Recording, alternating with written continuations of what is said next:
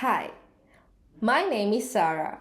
In this webcast, I will be reflecting on three guest lectures that help me understand how fraud and forensics work.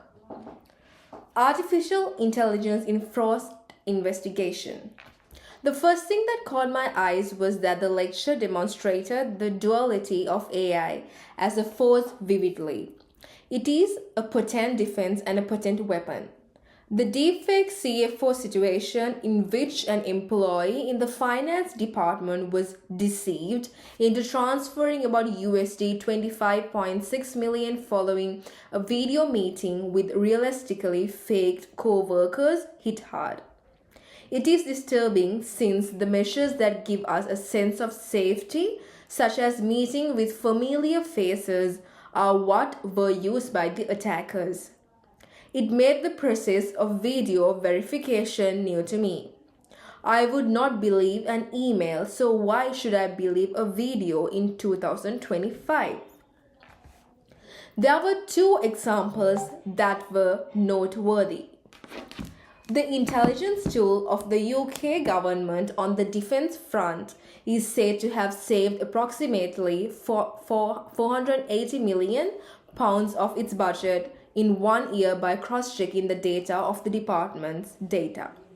That large-scale analytics can transform needle-in-haystack issues into solvable ones.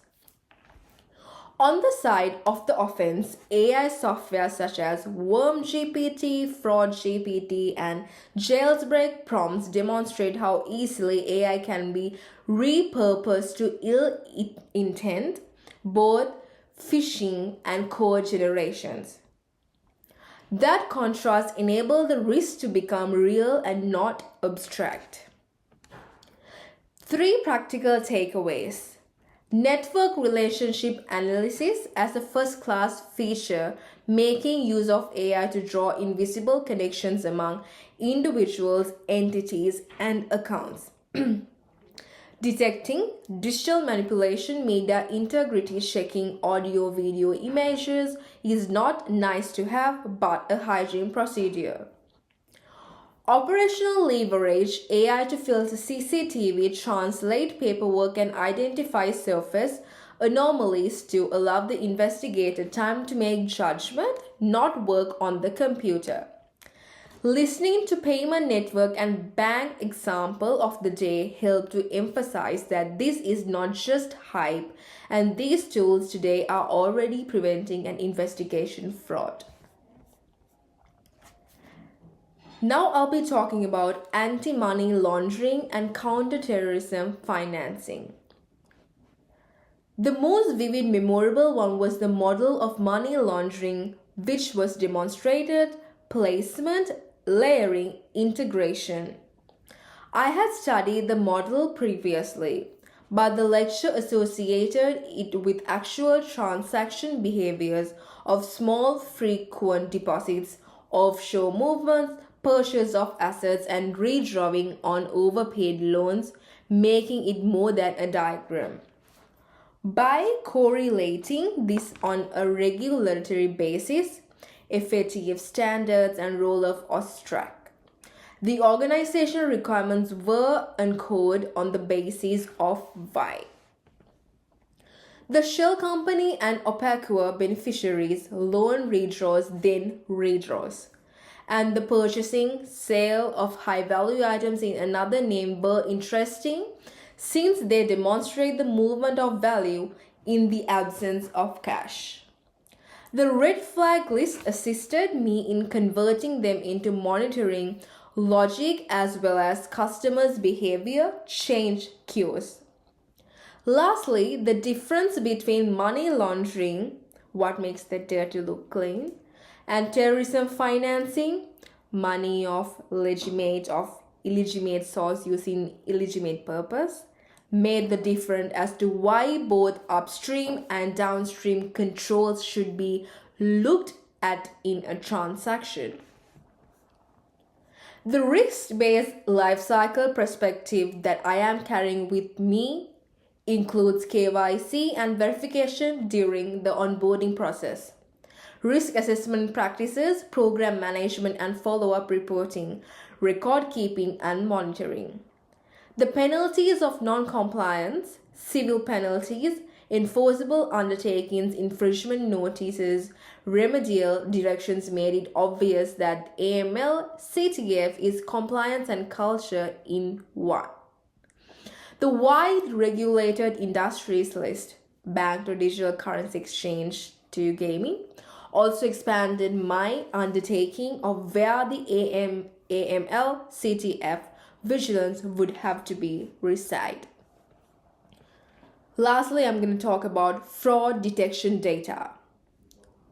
The concept of good forensics analytics needing to be defensible, consumable, and iterative really hit the nail of the head.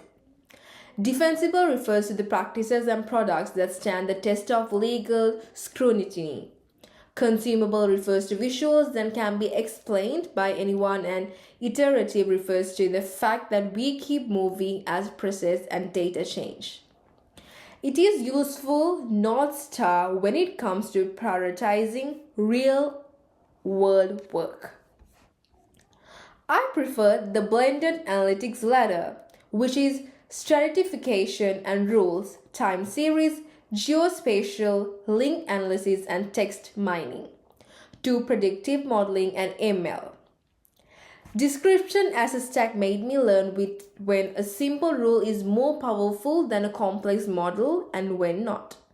The message about the necessity to pay attention to the quality of data, completeness, consistency, getting to lowest granularity, avoiding duplicate records, etc., was glamorous but necessary.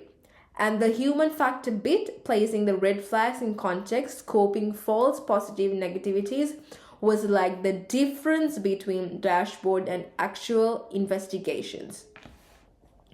The lecture completed the operational picture. It is a pipeline of questions, data, answers, substantiation, and the risk scoring and governance of investigation was on top of it.